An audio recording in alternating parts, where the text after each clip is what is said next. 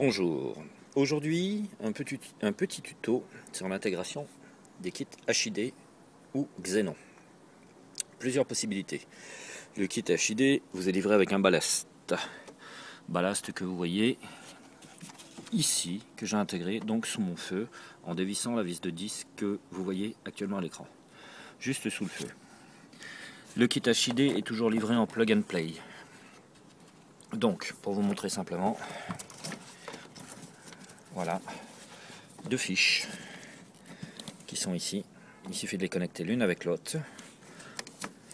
Une fiche en bas qui se connecte directement sur le ballast.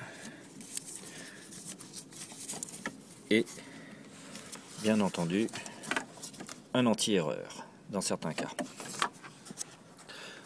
On va enlever le petit capuchon qui est ici. Comme vous le voyez là, j'ai fait un trou pour passer donc le système. On est sur du H1, donc cette fiche là vous la trouvez branchée dans votre phare. Vous pouvez l'isoler ou non, ça n'a pas vraiment une grande importance puisque c'est la fiche négative, c'est le moins, et que cette fiche là c'est la fiche positive, donc le plus. Voilà, l'ampoule est fixée avec une agrafe.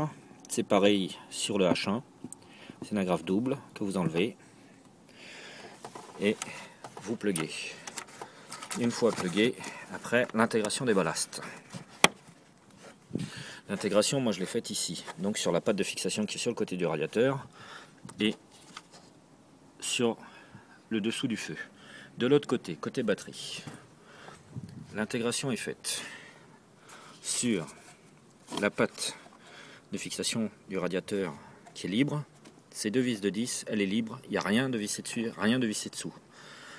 Et après, le long de la boîte à fusibles, sur un espèce d'écrou de 10 qui est ici, donc vous avez le ballast qui est là, sur lequel j'ai le doigt, et sur un espèce d'écrou de 10 qui est ici, sur cette boîte à fusibles, qui sert strictement à rien. Comme toujours, je remonte sur les feux, on est en plug and play, donc les fiches, il n'y a aucun risque de se tromper sur l'essence, parce que de toute façon, si vous essayez de forcer, ça ne rentrera pas. Voilà, donc tout simplement, vous savez ce qu'il vous reste à faire aujourd'hui pour mettre du Xenon sur une DS3. C'est tout simple, c'est loin d'être compliqué. Après, vous pouvez cacher ou non vos fils, chacun son choix. Voilà, et ben le prochain tuto, c'est pour bientôt. Vous aurez celui-là pour ce soir.